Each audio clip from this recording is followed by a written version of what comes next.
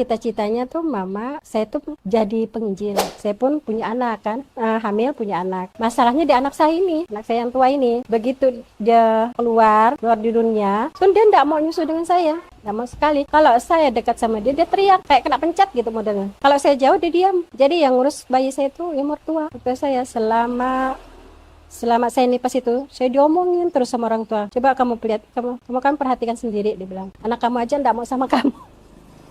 Dia bilang kan, nggak mau nyusu sama kau gitu kan. Cobalah masuk Islam, dia mungkin anakmu ini Islam, kata mertua saya bilang kan. Karena kan keluarga itu saya bukan nggak ini ya, agak mungkin otaknya agak. Nah, jadi dia kepingin saya itu menggantikan mama atau penginjil. Jadi di sekolahkanlah saya di misi. Nah, ternyata udah tamat, bukan jadi penginjil malah jadi saya belajar ke Al-Qur'annya.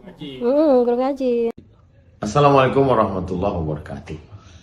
Ayah kita muslim, ibu kita muslimah, kita hampir tidak punya tantangan dalam mempertahankan iman. Pernahkah kita merasakan seperti yang dirasakan oleh Ammar bin Yasir, penyiksaan dan seterusnya? Bagaimana kita bisa menyelamatkan saudara kita, mu'allab, terasing, tidak punya tempat tinggal, tidak punya tempat bernaung? Alhamdulillah ada namanya Yayasan Baitul Mal Saudara Seiman. Mari kita support wakaf pembebasan gedung Baitul Mal Saudara Seiman. Pembebasan tanah, nanti ada gedungnya, tempat ngaji, tempat mereka konsultasi agama, tempat mengkoordinir supaya jangan setelah bersyahadat lalu kita melupakan mereka. Maka mari kita support melalui Bank Syariah Indonesia.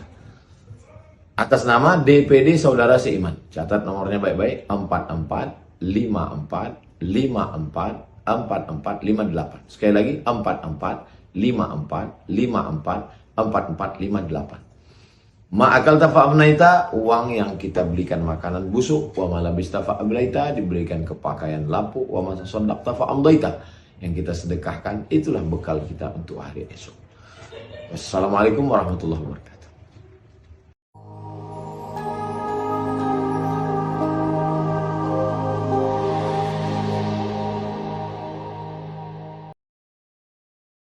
Assalamualaikum warahmatullahi wabarakatuh. Nama saya Upik Hasanah. Alamat Jalan Pramuka, Gang Lengkeng, nomor 10, Desa Sungai Rengas, Kecamatan Sungai Kakap, Kabupaten Kuburaya. Masuk Islamnya tahun udah lama sekali, sebelum dari 1990 Juni. Ya, Juni. Kalau dari ibu sendiri, latar belakang agama sebelumnya apa nih? Kristen Protestan. Oh, Kristen Protestan. Iya. Itu termasuk yang kuat atau hanya sebatas mengikuti saja? Kalau saya sih cuma sebatas ikut karena anak ya. Yang kuat itu ya orang tua. Orang tua ya? Iya. Ya, memang orang tua ini agamanya seperti apa, Bu?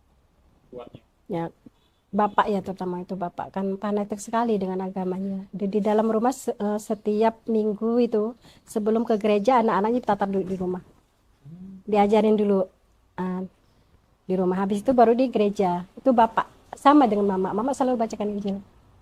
Kalau orang tua saya tuh alhamdulillah sih, mereka tidak terlalu mau mendoktrin kalau Islam itu begini gitu. Karena dari sebelah mama itu adiknya yang bungsu juga ada yang Islam, adik bungsu mama. Jadi udah kenal lah gitu, tidak terlalu mendoktrin.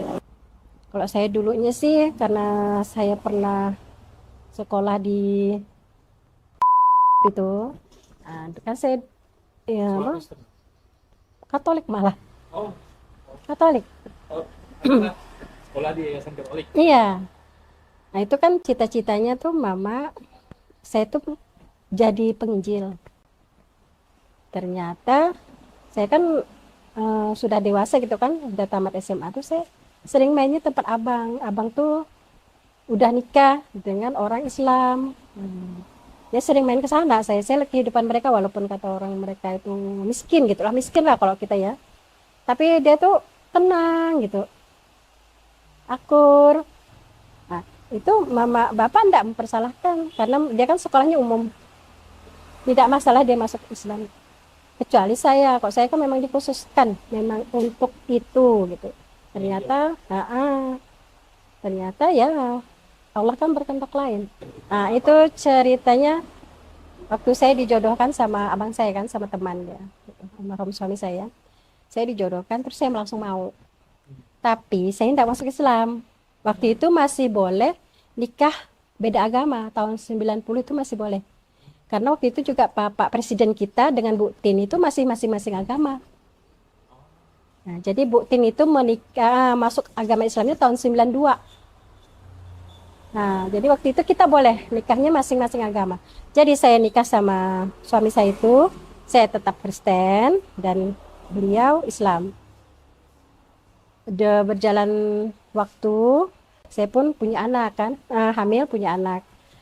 Masalahnya di anak saya ini, anak saya yang tua ini, begitu dia keluar di dunia, so dia tidak mau nyusu dengan saya. Tidak mau sekali. Kalau saya dekat sama dia, dia teriak. Kayak kena pencet gitu modelnya. Kalau saya jauh, dia diam. Jadi yang ngurus bayi saya itu yang mertua. Mertua saya selama saya nipas itu, saya diomongin terus sama orang tua. Coba kamu lihat, kamu kan perhatikan sendiri, dia bilang. Anak kamu aja enggak mau sama kamu. Dia bilang kan, enggak mau nyusu sama kamu, gitu kan. Cobalah masuk Islam, dia mungkin anakmu ini Islam, kata mertua saya bilang kan. Karena kan dia dikomatkan kan sama anak kamu Islam, kamu Kristen, makanya dia enggak mau, dia coba masuk Islam. Selalu gitu orang tua mertua saya kasih masukan, terus akhirnya luluh karena anak saya masuk Islam. Karena anak, bukan karena suami ya, karena anak. Nah, jadi saya tidak terpaku pada suami. Suami mau ajarkan, mau tidak, saya tetap. Karena anak saya masuk Islam, jadi saya berusaha belajar sendiri. Jadi enggak monoton pada suami gitu. Itu. Setelah umur anak saya, setelah habis nipas kan, anak saya kan lahirnya bulan 3. Jadi bulan 6 saya masuk Islam. Anak saya udah lahir baru saya masuk Islam. Jadi saya menikah lagi. Jadi kata orang anak saya itu termasuk mualaf. Oh gitu. Yang tua. Sampailah suami saya memang dia tidak berani sih masukkan saya Islam karena beliau pun katanya masalah agama ini kurang. Jadi saya nekat masuk agama Islam itu karena anak saya. Jadi saya niat anak saya insya Allah belajar agamanya dengan mamanya bukan sama orang. Itu niat saya dari awal. Jadi saya berusaha belajar, cari guru kemana-mana saya cari. Setelah saya masuk Islam, nah terus anak itu dengan spontan tuh mau.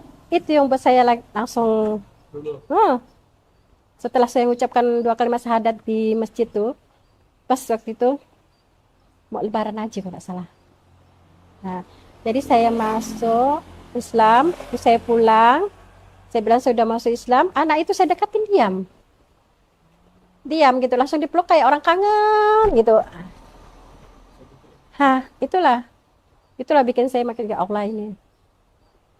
Jadi saya harus belajar benar-benar agama, jangan terpaku pada suami. Suami tidak akan mengajarkan kita, dia kan sibuk kerja. Nah, jadi kita cari guru sendiri belajar. Iya kan, saya kan kalau hari Minggu kan ke gereja, bila kan jarang ke masjid kan.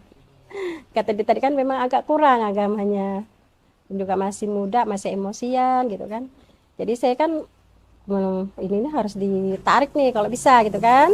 Jadi saya berusaha tapi tidak mempan. Beliau tuh saya ajak, yuklah Pak kita ke gereja daripada konten juga ke masjid gitu kan. Kamu hari Jumat aja tidak ke masjid. Yuklah ikut aku ke gereja hari Minggu gitu ya. Tidak mau dia. Dia bilang agamaku, dia bilang walaupun aku banyak dosa, tapi pasti masuk surga. Dia bilang gitu. Biarpun aku banyak dosa, kata agama, pasti masuk surga. Kalau kamu, gitu. Jadi saya tidak jawab. Sering berantem saya waktu hamil. Ya, hamil itulah saya sering berantem ya. Udah tenangnya waktu anak lahir itulah. Tenangnya. Hampir-hampir pisah. Sebelum anak lahir tuh, hampir sampai beliau pun ngambek gitu dengan saya ditinggalkannya. Saya melahirkan sendiri. Sama mertua saya aja. Dia pergi. Karena serunya tadi itu berkelahi terus tiap hari. Saya mau ngajak dia sampai saya kasih makan. Tapi dia tahu itu babi. Oh gitu. Terus berarti ibu masih konsumsi juga itu? Masih. Waktu hamil itu? Iya. Oh. Masih. Jadi suami juga. Dia tahu, nggak bisa dibohongin orang itu. Tahu katanya dari baunya katanya. Tapi enggak beliau. Nggak, nggak sempat kemakan. Dia tahu cium bau aromanya jatuh. Itulah sudah saya terlalu banyak dosa. Makanya saya malas sih cerita. Malas gitu. Kebetulan waktu itu saya baru pindah ya. Saya pindah di Jeruju nih, Gang Durian 1. Di situ saya pas rumah saya ngontrak di depan rumah guru. Di guru sekolah. Tapi anaknya ngajar ngaji gitu karena dia pesantren mungkin ya. Jadi saya belajar sama anak beliau. Waktu itu saya belum kenal lah. Cuman sholat kata orang kan ikut-ikutan saja gerakannya kan, bacanya enggak tahu. Al-Fatihah aja saya belum tahu. Nah itu asli. Anak saya masih bayi kan. Jadi beliau waktu itu Desi kalau saya namanya tuh masih kelas 4 SD. Terus saya dengar kawan-kawannya bilangnya juara Korea. Saya dengar dia pandai ngaji, tuh bilang mau enggak ngajarkan kakak ngaji gitu kan. Dia tanya mamanya, boleh kata mamanya. Sekali, kok udah tua baru belajar ngaji kata mamanya. Saya mau alap langsung diterima. Saya bilang saya mau alap. Jadi mau baguslah katanya langsung anaknya lah setiap hari. Setiap hari itu si Devi bukan si Devi. Devi itu ngajar saya setiap hari pulang sekolah, tapi PR-nya saya ngerjain. Oh gitu. Gimana ya? Sampai selama 1 tahun saya belajar Iqra sama beliau. Ya, sampai paham benar baru dipindahkan ke Al-Quran besar sama ibunya. Nah, itulah, itu awal-awal. Nah, Devi itulah dia. Jadi guru saya pertama itu Devi, anak kelas 4 SD. Oke, Bu. Ini kan ngomong karena udah masuk Islam, udah belajar Iqra tadi sama anak kecil juga. Gimana respon orang tua? Ya enggak nerima lah. Kalau bapak sih enggak, itu dia dia bilang kamu masuk Islam masuklah dengan sepenuhnya, jangan setengah-setengah, nanti kamu bisa jadi orang gila. Memang banyak orang yang setengah-setengah belajar kan, nanti balik lagi dia ke belakang jadi gila. Kata bapak, yang kuat tuh mama lama enggak terima saya. Pokoknya mama saya nerima saya itu baru-baru tahun 2016 kan, gitulah. Dia enggak mau lihat kita lah, pokoknya namanya wujud kita dia enggak mau. Masih sekarang beliau sih masih hidup ya, umurnya udah 90 tahun. Baru alhamdulillah sih udah baikan. Saya walaupun enggak diterima, saya tetap pulang setiap tahun. Setiap momen orang mau Natalan itu. Saya pulang, saya ngantarin kue. Walaupun saya tidak terima, tapi kuenya diterima. Saya kan punya ibu tiri kan. Saya titip ibu tiri saya. Jadi setiap tahun saya tetap pulang, walaupun mama tidak akan keluar dah. Saya datang dia tidak akan keluar. Saya sering ngajak mama tuh untuk istirahat gitu kan, untuk kembali ke Islam gitu kan. Karena beliau selalu menolak, sampai sekarang juga beliau menolak. Dari mama ya. Kalau bapak sih udah meninggal udah lama. Kata mama, biarlah aku tetap di agamaku, kamu di agamamu. Saya bilang, mama kita beda akidah, saya tidak bisa doakan mama. Saya cuma nanti pasrahkan sama Allah aja. Kalau mau doakan mama banyak-banyak, mau ikut kayak mama gitu, baca-baca doa, tidak bisa, saya bilang gitu kan. Dan kita udah beda akidah. Dia tetap.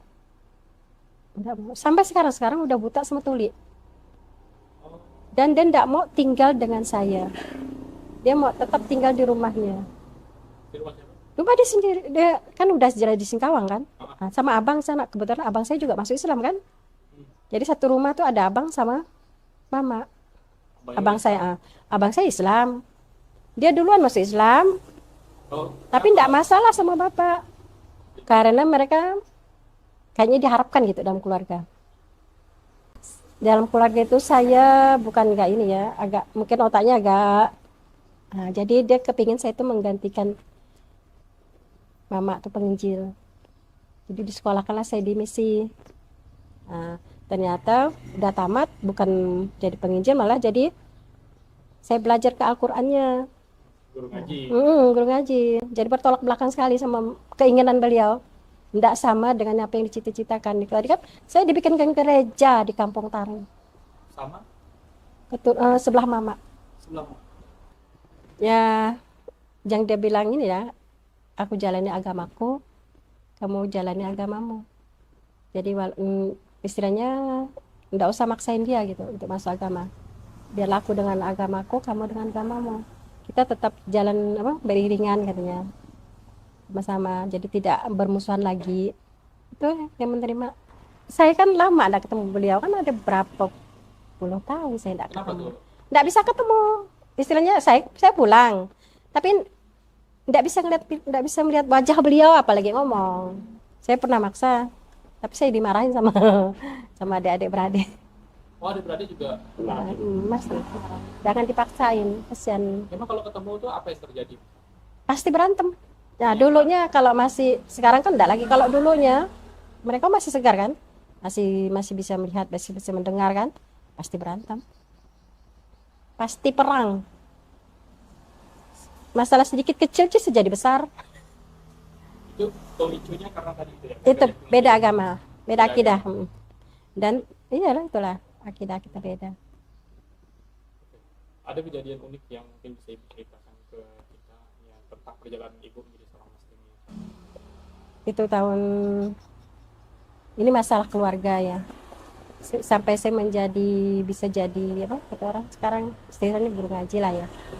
Itu karena saya masalah keluarga, kemudian kerempit utang. Jadi saya pergi ke Malaysia. Pergi ke Malaysia itu saya bekerja jadi TKW kan. Di sana saya ketemu Hajah Sulung. Sedangkan waktu itu saya agamanya kan masih setengah-setengah, ya, masih setengah-setengah lah, masih belum terlalu sepaham sekarang kan. Jadi ketemu beliau itu, alhamdulillah memang Allah pertemukan dengan orang-orang baik saya di sana. Kemudian saya digembleng sama beliau, Hajah Sulung ini, digembleng sama beliau, fikihnya gitu kan. Nah terus ngajinya saya digembleng sama beliau, bekerja sama beliau. Itulah dari itu saya niat saya pulang saya harus bisa dakwah seperti beliau, Hajah Sulung itu. Beliau tuh orang, kalau di Malaysia tuh orang biasa sih, dia kan jualan kayak gini, jualan. Nah, jadi saya bekerja dengan dia, tapi dia dengar kita bilang, saya ini mualaf dulunya, saya bilang, saya mualaf, saya ini kepingin, tapi belum pandai amat gitu kan. Jadi dia belikan buku, terus nanti dia jadi guru saya gitu. Jadi saya banyak belajar dengan beliau. Saya pulang dari Malaysia, saya niat saya harus ngajar paling tidak anak-anak ngaji di rumah, gitu kan. Langsung saya buka di Perum tuh, langsung saya ngajar anak-anak. Dari Malaysia saya pulang, saya kan pergi ke Malaysia tuh kan niatnya bayar utang, karena utang kejepit utang kan. Kasihan suami kan, saya bilang suami, biarlah saya jadi TKW, saya bantu kamu gitu kan. Saya berutang, karena ada ridho suami tadi. Jadi jalan kita di sana tuh mudah, dimudahkan, ditemukan sama orang-orang yang baik seperti Hajah Sulung. Dari Hajah Sulung itulah saya banyak belajar agama dari beliau. Boleh jelaskan Hajah Sulung ini maksudnya? Majikan saya. Majikan saya. Majikan profesinya apa nih? Pedagang. Sambil dakwah. Iya. Sambil dakwah, pedagang dia. Berarti Ibu belajar dari beliau. Dia juga terus dia bilang, kamu bantu Ibu lah, kata dia ngajarkan, dia pergi kayak saya gitu, pergi ngajar, pergi nanti ada orang ngumpul diajar kayak kita di sini. Itu Hajah Sulung itu. Jadi ngajar, saya pun ngikut beliau cara ngajar ngaji sama. Mereka pakai juz sama ya. Juz sama, pakai dieja gitu, bukan kayak kita ikro kan. Bisa nenda pakai buku yang merah tuh. Gitu saya belajar di beliau lah banyak. Akhirnya pulang saya beranikan diri, suami saya heran. Kok berani kamu menerima anak-anak ngaji itu? Pertama anak Perum ya. Alhamdulillah ramai. Terus ada dari pengurus surau bilang di surau aja Bu, katanya. Pengurus surau pergi di rumah. Dia bilang di surau aja Bu ngajarnya, dia bilang. Ramai kata dia bilang. Akhirnya di surau, di Perum 5 itu. Sampai sekarang ada yang lanjutkan mualaf juga. Oh gitu. Sama jadi yang bina tuh mualaf. Alhamdulillah di Perum 5. Ada teman kita sana mualaf yang lanjutkan. Saya kan pindah di sini nih. Kalau di sini kayaknya agak susah. Di sini dakwah di sini agak susah. Kalau di Perum 5 tuh enak. kayaknya kita langsung diterima gitu. Kalau di sini enggak. Itu gimana? Kalau di sini ada tantangannya lah. Pertama ya susah diterima. Nah, kemudian kalau kita pun udah diterima pun sama lingkungan, ya mereka kurang perhatian lah. Jadi tetap lanjut tapi Hmm? tetap lanjut. Tetap lanjut. Tetap lanjut. Berapa orang? Pertama saya yang di Sarang ya, sekarang kalau di Perumpaman udah pas.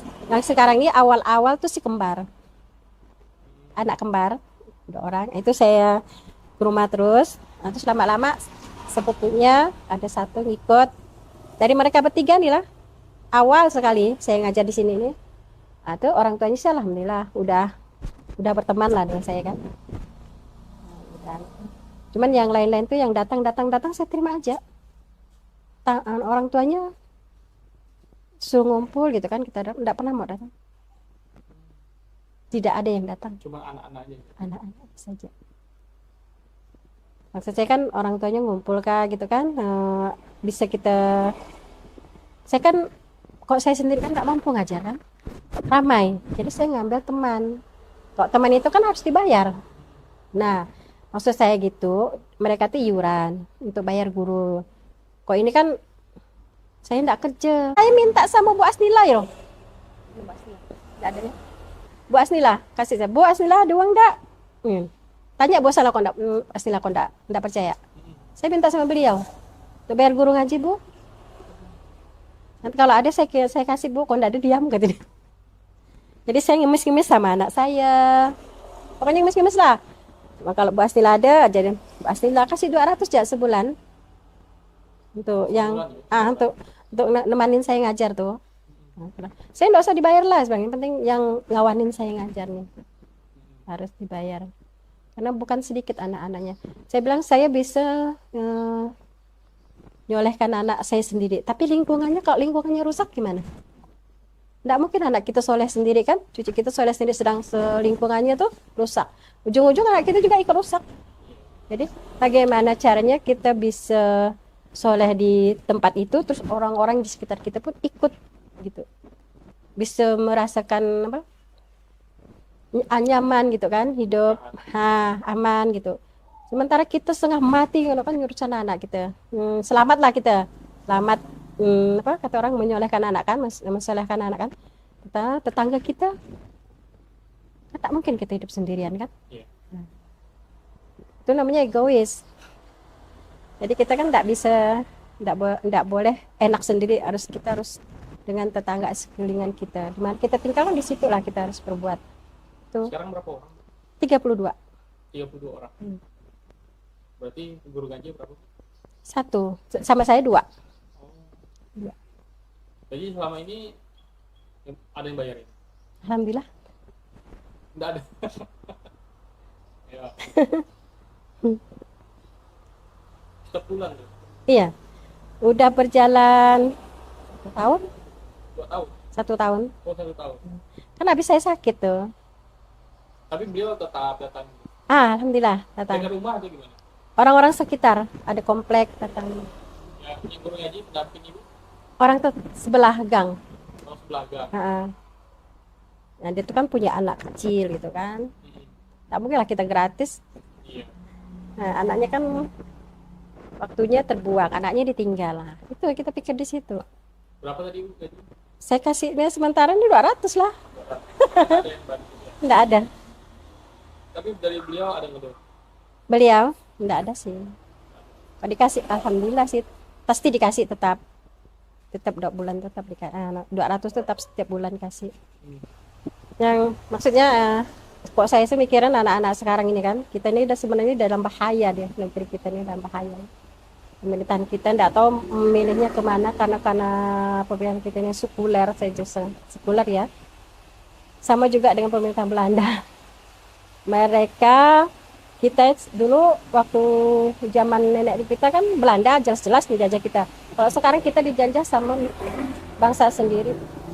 Jadi anak-anak sekarang dari ibu-ibu sampai anak-anak sekarang dibikin repot, disuruh bikin usaha rumahan untuk jadi politik.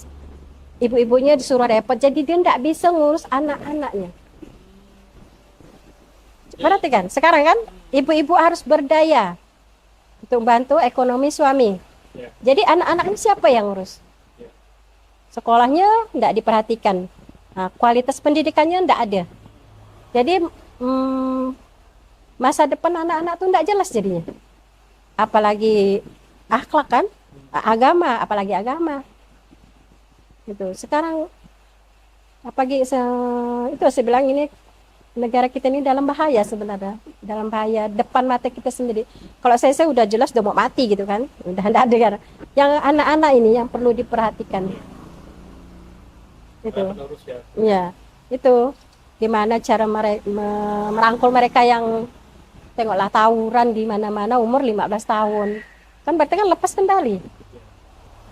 Kalau udah kejadian baru ada itu juga yang apa misalnya kok kita ada masalah orang miskin ada masalah, kalau enggak viral enggak dibantu, tunggu viral dulu baru dibantu kan gitu.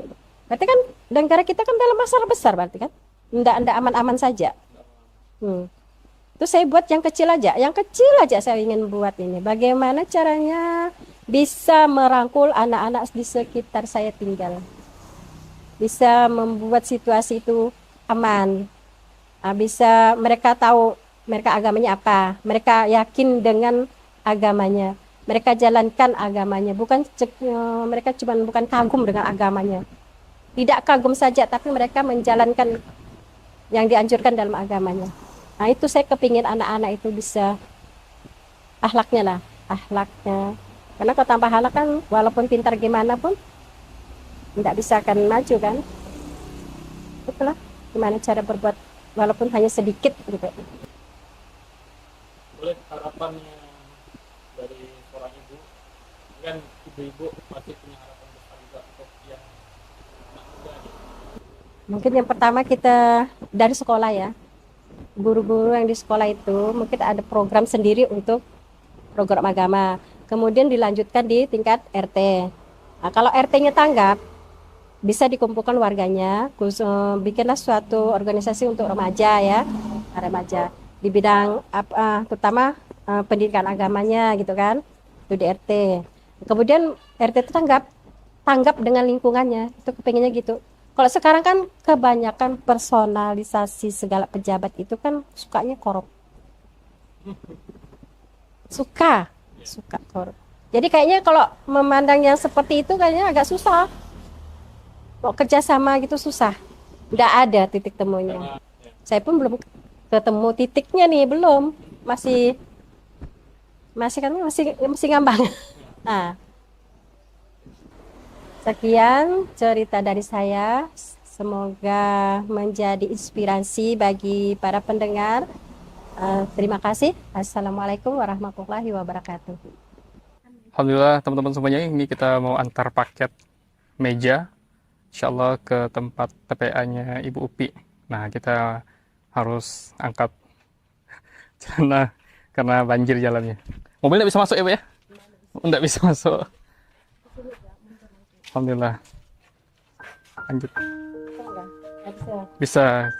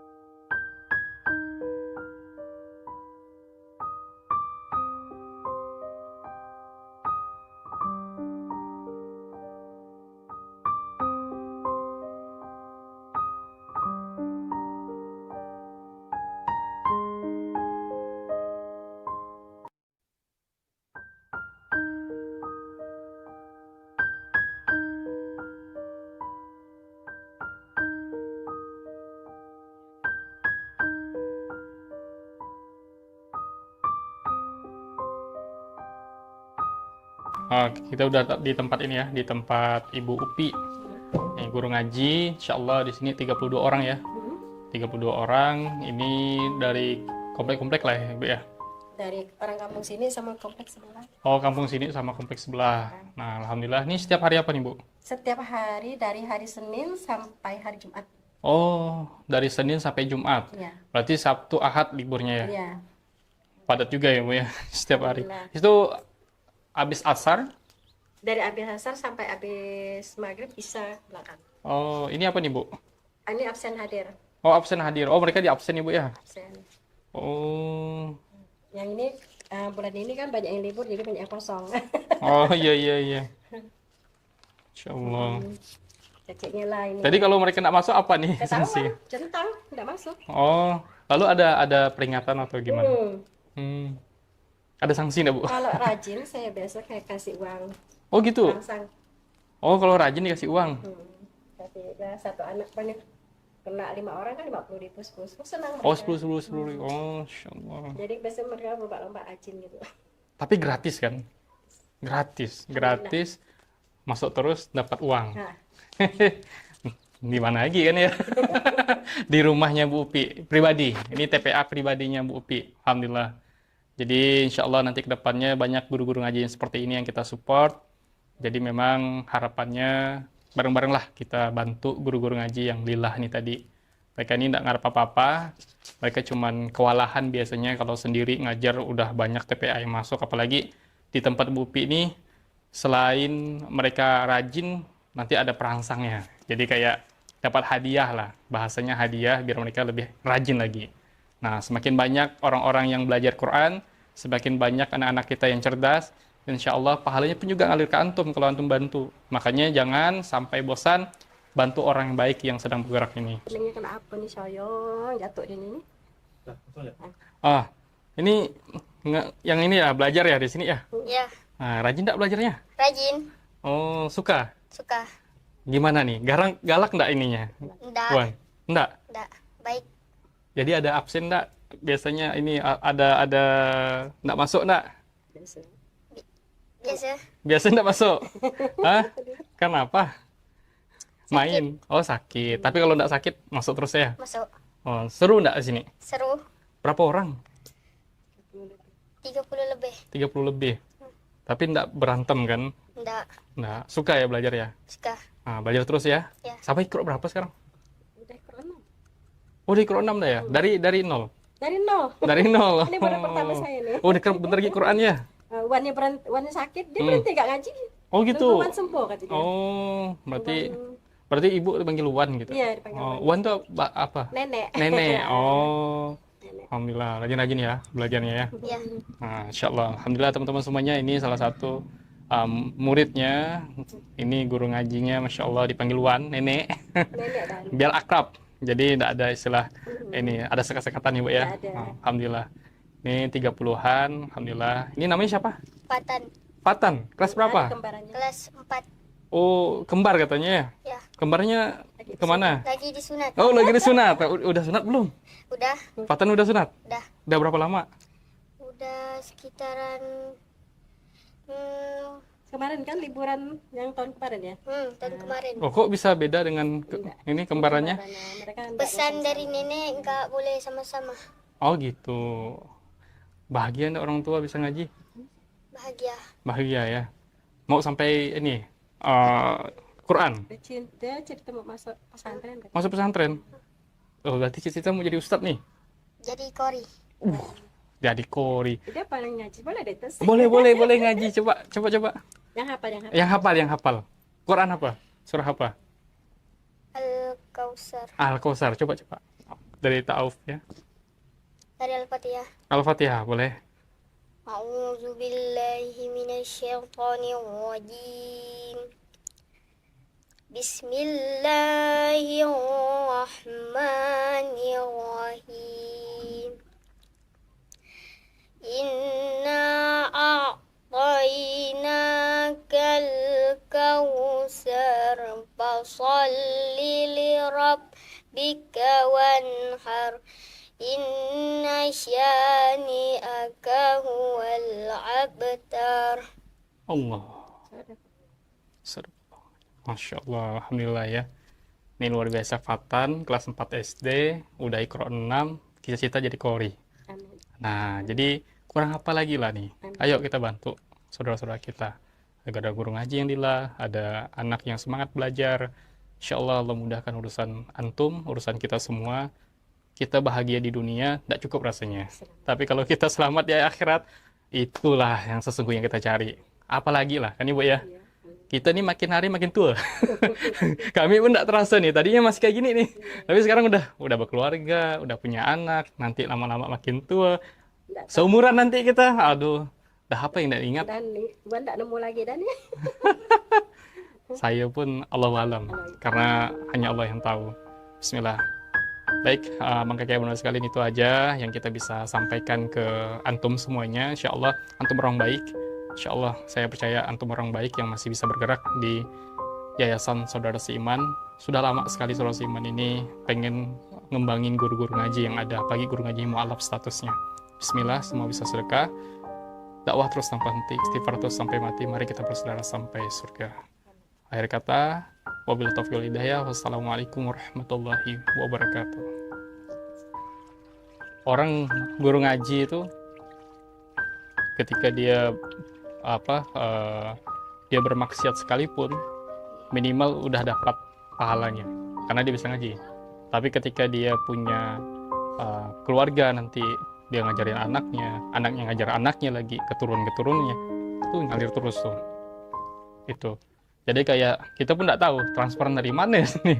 Kita kan lama di alam kubur tuh. Di alam tadinya tergantung amal kan. Kalau semakin besar amalannya, makin lapang kuburnya, makin luas, dibuat istana. Jadi kita pun kayak nunggu padang mahsyar tuh, di hari dimana hari penghakiman tuh masih nyaman. Masih nyaman karena kita di situ Allah mudahkan. Gitu. Itu yang kita harapkan.